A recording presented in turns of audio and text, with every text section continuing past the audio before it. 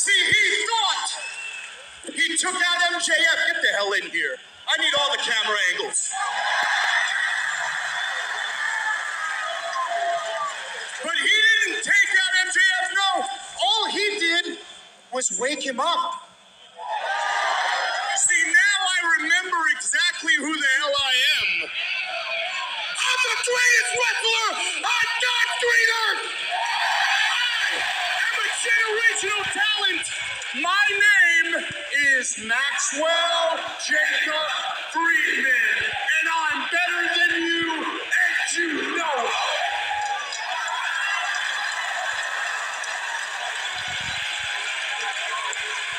But why is that, MJF?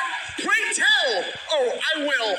Because unlike Adam Cole and all those schmucks in the back, I don't need a New Japan or a Vince McMahon to make MJF, because MJF made MJF! What up, y'all? We're back with some more pro wrestling talk, and MJF getting quite the pop there in his return, man. He was on one in that promo. I thought it was pretty good, man. Let me know what you thought of it in the comment section below. But everyone is really talking about the Vinnie Mac name drop. Vince McMahon, you know, Vince ain't with the company anymore. Why is AEW referencing him? Why is AEW mentioning WWE again? This isn't the first time as of recent that they've done it. What exactly is the method to their madness? All the pro wrestling fans out there, all the AEW fans, what do you think of this? What do you think of the name drop? Why Vince? Is it them taking a jab at Vince and the WWE with this situation that's still ongoing? What do you think of it? Was it a good idea, bad idea? And what does everyone think of just MJF's return, period? I mean, hey, he got a crazy pop. The fans were into it. And everyone's talking about this now. The Vince McMahon mention. You know what I mean? Like, controversy's good. Controversy sells. Of course, this is going to be taken in a controversial way. Sometimes, though, you can go overboard with it. Was this good move, bad move?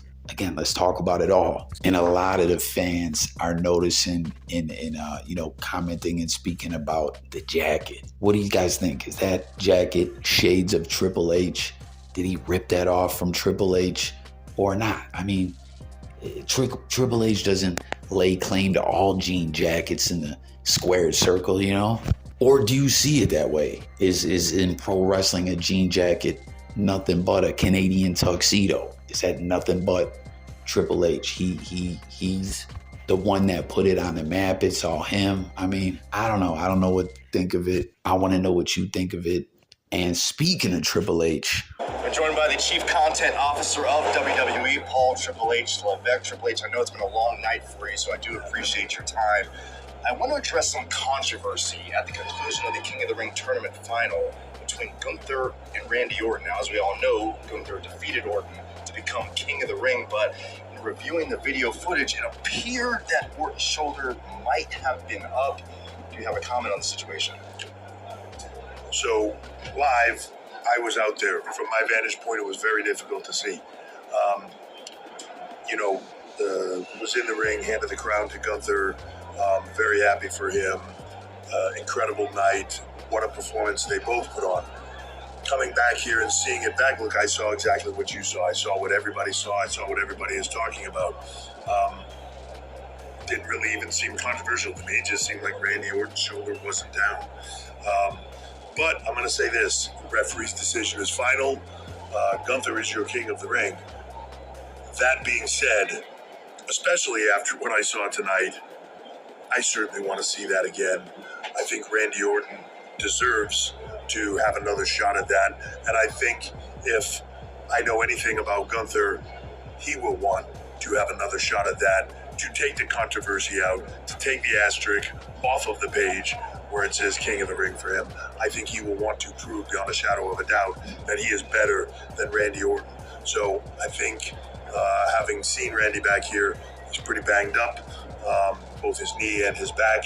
I think it's going to be a moment or two before he is ready to step back into the ring with Gunther. But when he is, let's go.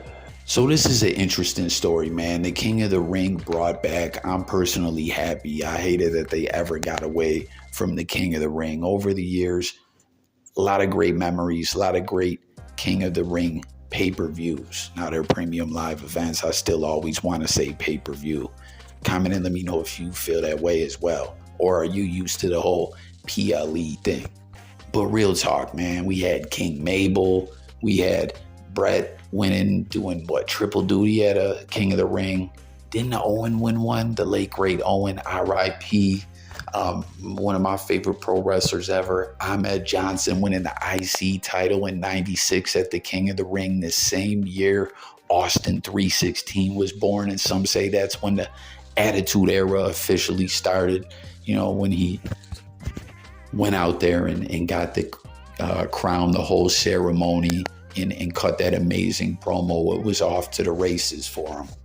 But for real, I just never understood why they got away from it and phased it out. I think they did like one random King of the Ring in like 08, 09, somewhere in that time frame, and that was it. And I don't even think it ended up being on pay-per-view. I think they just did it on regular TV. I could be wrong. Comment and let me know if you remember. But King Gunther, did you see this happening? You know, was that your pick to win the King of the Ring? I mean, dude just came off a record-setting greatest intercontinental title run of all time. I think, you know, simultaneously when Roman Reigns was breaking all them records, we had Gunther holding down the IC and doing the same. So the fact that they got it off him the way that they did, it hasn't been that long. I mean, it's been a little while, but then that he steps immediately into the King of the Ring, King and Queen of the Ring, a pay-per-view that they're just bringing back, trying to make a big statement, and he wins it. It's safe to say to me that's signs of him getting a main push at the top of the card, competing for the big belts. But it's kind of crazy the way this has all went. You know, now in this era with the internet and pro wrestling, kayfabe being broken, but at the same time trying to be kept intact. It's just different, you know? So whenever things happen, fans are always confused if it's a work or a shoot or an improvisation or what. And with this, that I see a lot of news outlets picking this up. You heard Triple H speaking about it. That was like in work mode. That was Triple H, part of the programming, responding, speaking about all that. And with that being said, it seems that this is storyline. Let me know if you think it is or not. Join the debate in the comments below. Make sure to subscribe. Stay tuned for more pro wrestling talk. That's what we're going to do over here. Talk old wrestling, new wrestling, everything in between. A lot of content, a lot of live streams going to come. So help me build this thing up. You know, them live streams, you're going to be able to tap in and talk pro wrestling as well. But back to the lecture at hand here.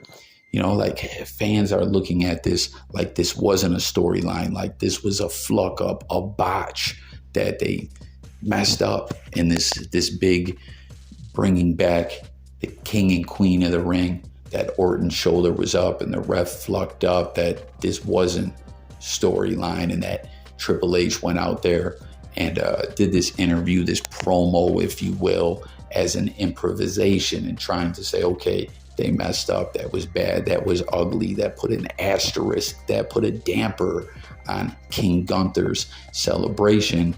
So let's run with it and say, okay, the ref's decision is final. This is what it is. Orton's hurt. When he comes back, let's have them go back out there and get it in to take the asterisk off the record books and crown a king for real. You know, is that what you think happened? Or do you think that this is what it was, period, that they wanted it to go this way? Again, join the debate. And if you think that's what they did, like, hey, let's have a controversial finish, you know, where Orton, the decorated veteran who came back not that long ago, right around the same time we saw CM Punk come back to WWE, like WrestleMania time, a momentous occasion. He's back. We don't know how much longer he's going to have in the squared circle on his career. Let's have Gunther, coming off a record-setting Intercontinental title run. Let's have him go over on Orton, but let's do it in a way where there's controversy so we can continue to build off this.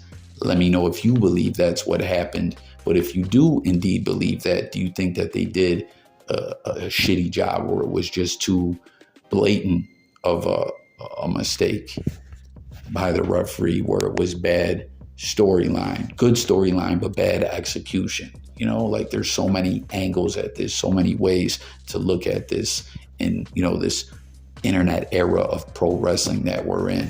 Is it work? Is it shoot? Is kayfabe intact? Are they breaking it again? Was that a flat out botch? What is it? What's really good? What's really going on? So much to take in. Once again, let's talk about it in the comments. Want to hear from everyone out there. Subscribe to the channel. Stay tuned for updates. I'm out here.